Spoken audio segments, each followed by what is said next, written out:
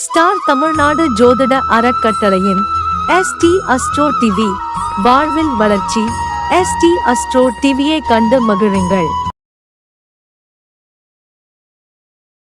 பூதகணாதி சேவிதம் கபித்த ஜம்பு பலசார பக்ஷிதம் உமாசுதம் சோக விநாச காரணம் நமாமி விக்னேஸ்வர பாதபங்கஜம். குரு பிரம்மா குரு விஷ்ணுகு குருர் தேவோ மகேஸ்வரவா குரு சாட்சாட் பரபர்மா தஸ்மை ஸ்ரீ குருவே நமக.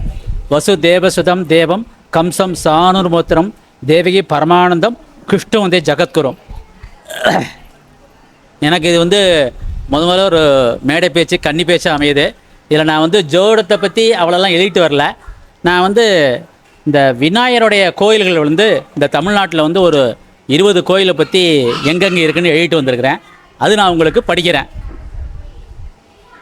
அதில் முதல் கோயில் மதுரையிலேருந்து 20 கிலோமீட்டர் தூரத்தில் திருபுவனம் கோட்டை விநாயக கோரக்கர் அப்படின்னு ஒரு அருள் புரிகிறாரு.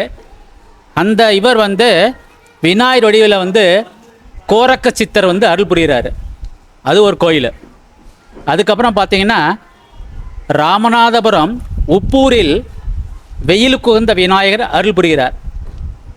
இவர் தட்சிணாயத்தில் விநாயகரின் தெற்கு பகுதியிலும் உத்தராயணத்தில் விநாயகரின் வடக்கு பக்கத்திலும் சூரியன் இவரை வழிபடுறார் இந்த விநாயகரை. அதுக்கப்புறம் கிருஷ்ணகிரியில் உள்ள பாகலூரில் விநாயகப் பெருமான் சிவலிங்க ஆவடையாரின் மேல் வலது கையில் ஒடிந்த கந்தத்துடனும் இடக்கையில் கொழுக்கட்டை நடும் ஈசானை திக்கை நோக்கி அமர்ல் புரிந்து அருள் புரிகிறார்.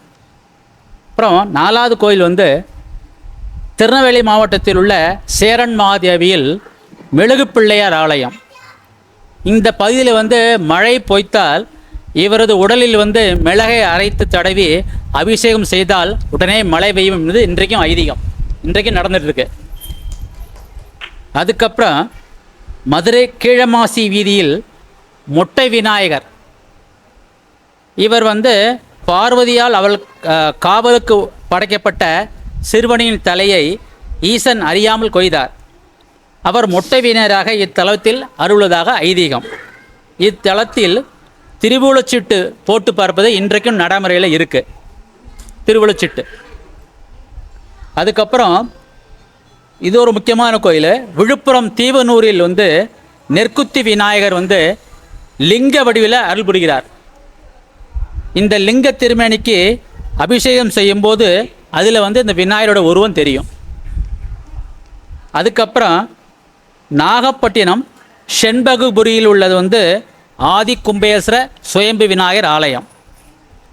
இவர் இவரோட சன்னதி கோஷத்தில் மும்மூர்த்திகளும் சிலையாக இருக்கிறாங்க. அதுக்கப்புறம் 8வது கோயில் தூத்துக்குடி ஆறுமுக மங்கலத்தில் 1000 டன் விநாயகர் அருள் புரிகிறார். இத்தலத்தில் சித்திரை மாதம் பிரம்மோற்சவத்தில் 7ஆம் நாள் பஞ்சமக ஹேரம்ப கணபதி நடராஜ பெருமாளுடன் வீதி வருவது ரொம்ப சிறப்பாக நடந்துகிட்ருக்கு. அதுக்கப்புறம் கோவை மத்தம்பாளையம், கோயம்புத்தூர்லேருந்து மத்தம்பாளையம் மேட்டுப்பாளையம் ரோட்டில் இருக்குது. அந்த விநாயகர் பேர் காரண விநாயகர்னு பேர். இக்கோயிலில் விநாயகர் அருகில் விநாயகரோட அருகில் நந்தி எம்பெருமான் இருக்கிறாரு. நந்தி கூட இருக்கிறாரு. அதுக்கப்புறம் சேலம் மாவட்டம் ஆத்தூரில் தலையாட்டி கணபதி என்னும் காவல் கணபதி இருக்கார். இவர் தலையே ஆட்டும் விதமாக இடதுபுறம் சாய்ந்தபடி அருள் புரிகிறார். இது ஒரு சிறப்பான கோயில். அதுக்கப்புறம் சிதம்பரத்திலிருந்து 17 கிலோமீட்டர் தூரையில் திருநாரையூரில் அருகில் பொல்லாப்பிள்ளையார். இந்த பொல்லாப்பிள்ளையார் நம்பியாண்டார் நம்பிக்கு அருள் புரிந்த விநாயகர். அதாவது ராஜராஜ சோழனுக்கு சைவ திருமுறைகளை தொகுக்க உதவியர் இந்த நம்பியாண்டார் நம்பி. இந்த விநாயகர் ஒளியால் செதுக்கப்படாத விநாயகர். ரொம்ப விசேஷமான விநாயகர். அதுக்கப்புறம் தஞ்சாவூரில் கணபதி அக்கரகாரம். இங்கே விநாயகர் சதுர்த்தி ரொம்ப விசேஷமாக கொண்டாடப்படுகிறது. இந்த ஊரில் என்ன சிறப்புனா, வீட்டில் யாரும் விநாயகர் சதுர்த்தி கொண்டாடுறதில்ல. எல்லாரும் போய் இந்த கோயிலுக்கு போய் விநாயகரை கொண்டாடுறாங்க. விநாயகர் சதுர்த்தி அங்கே தான் கொண்டாடுறாங்க. அதுக்கப்புறம் ஓசூர் பேரிகை பாதையில் பாகலூர் பக்கத்தில் ஏஷியன் பேரிங் கம்பெனி அருகில் மாடி விநாயகர் அருள் புரிகிறார். கணபதி அகரம். கணபதி அகரகாரம்னு இருக்கு, தஞ்சாவூர் அகரகாரம். அந்த ஊர்ல தவிர அந்த ஊர்ல வேற ஏதாவது ஒரு பிள்ளையார் கோயில் பிள்ளையார் வெடிச்சிடும். ஆமா, அது வயிறு வெடிச்சு போயிடும். ஆமா, நல்லா புரிஞ்சுக்கணும். அது அதோட விசேஷமான விஷயம் தான். அக்ரகாரம்னா என்னன்னு அர்த்தம் தெரியுமா இருக்காதோ? அக்ரகாரம் சரி, அது ஐயர் வீடு வாழ்ந்தது. அக்ரம் ஹாரம்னா மாலைன்னு அர்த்தம், அக்ரம்னா குஞ்சுன்னு அர்த்தம். ஒரு மாலையில குஞ்சு மாதிரி இருக்கும்ல, குடிச்சு மாதிரி இருக்கும். அது மாதிரி ரெண்டு பேரும் வந்து சந்திக்கிற இடத்துல தான் அந்த விநாயகரே இருப்பார், கோயில் இருக்கும். இதனால என்ன அர்த்தம்? அதுக்கு ஒரு அர்த்தம் என்னன்னா, மாலை எப்பொழுதுமே இறைவனுக்கு சூடுவாங்க. அந்த கோவில்ல அங்க அக்ரகாரத்தில் இருக்கிற பிராமணாள், இவரு பிராமணாள் நாம இருக்கா இல்லையா? ஆமா. அதனால இவர் அங்க என்ன பண்ணுவாங்கன்னா, டெய்லி வேத பாராயணம் பண்ணுவாங்க, காயத்ரி ஜெபம் பண்ணுவாங்க. இந்த ரெண்டு வீடுகளும் இணைஞ்சு வந்து அந்த பிள்ளையார் கோயில வந்து முடிகிற மாதிரி இருக்கும். அப்ப நித்தம் கல்யாண விநாயகர், அக்ரகாரத்தில் இருக்கிற விநாயகரை வணங்கினால் சகல பாவங்களும் தோஷங்களும் போகும். அவங்க பிராமணர்கள் தீட்டுக்கள் எல்லாம் கழிவதற்காகவே அப்படி ஒரு கான்செப்டை உருவாக்கி இருக்காங்க. இன்னைக்கு அக்ரகாரம்ல அழிஞ்சு போச்சு. நம்ம பிராமணனே நம்ம விளையாட்டு பார்க்கல ஏது பேர்றோம், அவன் சிஸ்டமேட்டிக்கா பக்கா பிளானிங்கோட இருந்திருக்கிறான். செத்தானா? அதனால இவர் கணபதி அக்ரகாரம் அங்க போய் நீங்க எந்த பிள்ளையாரை வச்சு நீங்க வணங்கினாலும் பிள்ளையார் வெடிச்சு போயிடுவார். வெடிச்ச பிள்ளையார் வச்சு கும்பிட மாட்டான். அதனால கோயிலுக்கு வந்தே ஆகணும். அதனாலதான் கணபதி அக்ரகாரத்துக்கு அவ்வளவு பவர் உண்டு. இன்னைக்கு அதிசயங்கள் அதான். தொடரட்டும். அப்புறம் அந்த ஓசூர் பேரிகை பாதையில் பாகலூர் பக்கத்தில் ஏஷியன் பேரிங் கம்பெனியில் அருகில் மாடி விநாயகர் அருள்புரிகிறார். மாடியில் இருக்கும். அது இரு புறங்களிலும் கற்ப விநாயகர், பிள்ளையார்பட்டி கற்ப விநாயகரும், இன்னொரு பக்கம் வந்து மலைக்கோட்டை விநாயகர் மாணிக்க விநாயகரும் அருள்புரிகிறார்கள். அடுத்தது திருச்சி வந்து உச்சி பிள்ளையார் கோயில் அடிவாரத்தில் மாணிக்க விநாயகர் கோயில் இருக்குது. இந்த பிள்ளையாருக்கு வந்து கீழே வந்து யந்திர பிரதிஷ்டை பண்ணியிருக்காங்க, ரொம்ப சிறப்பானது. அதுக்கப்புறம் திருவையாருக்கு அருகில் திருவேதிக்குடி வேதிபுரீஸ்வரர் கோயிலில் வேத விநாயகர் அருள்புரிகிறார். வேத கோஷத்தை சற்றே செவி சாய்த்த வண்ணம் கேட்பதால் செவி சாய்த்த விநாயகர் என்ற பெயர் இவருக்கு இருக்குது.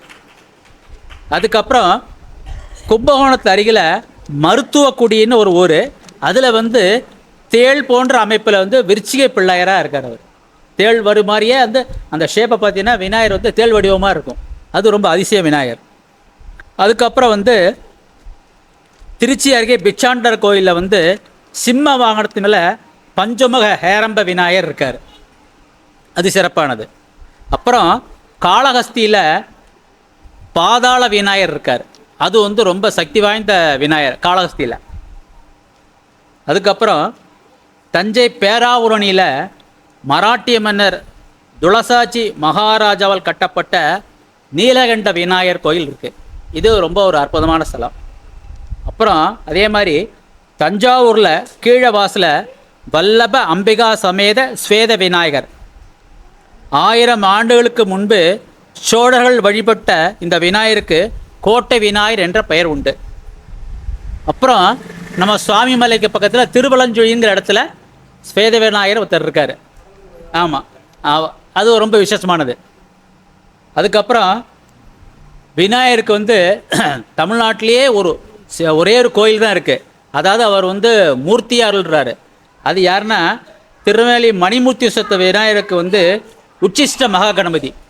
உச்சிஷ்ட மகா கணபதி தான் வந்து விநாயகருடைய ரூபத்திலே வந்து ரொம்ப சிறப்பானது.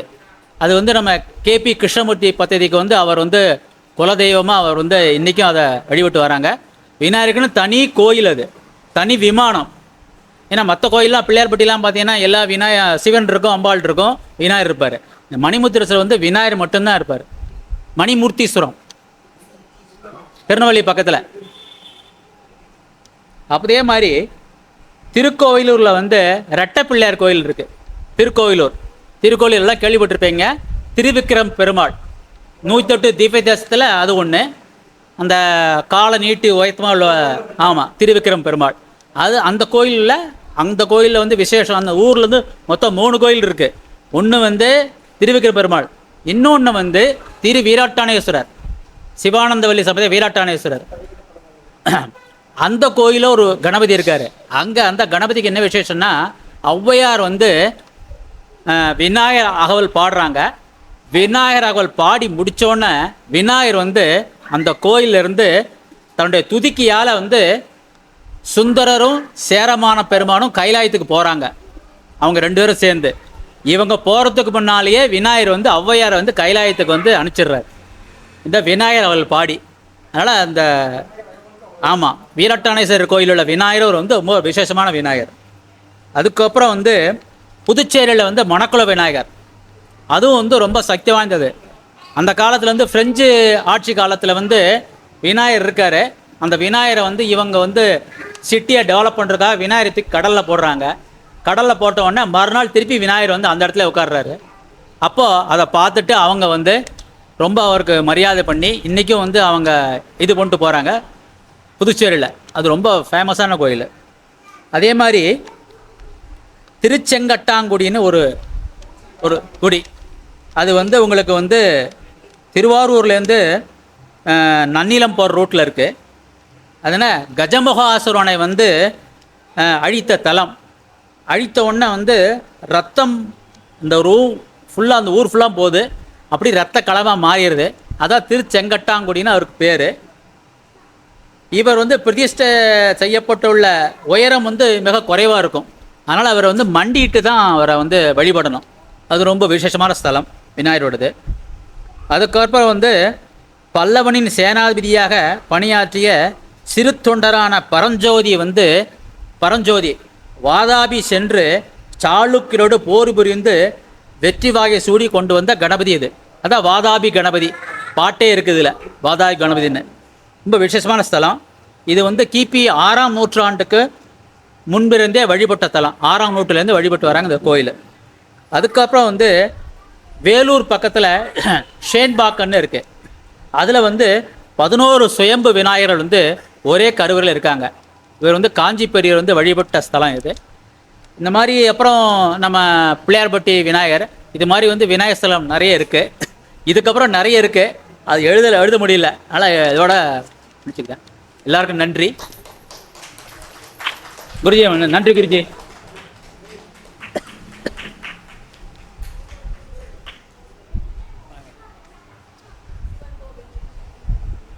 ஐயா பார்த்தீங்கன்னா கன்னி பேச்சுன்னு தான் சொன்னார்.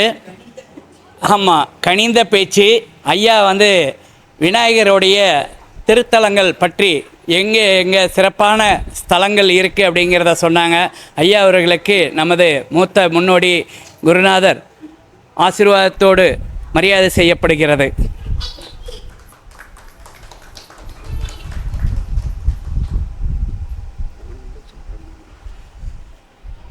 அடுத்ததாக போய் தண்ணி குடித்து ரெடி பண்ணிட்டாரு.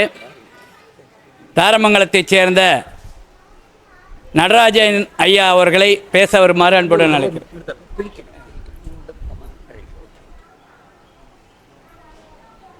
ஐயா முன்னாடி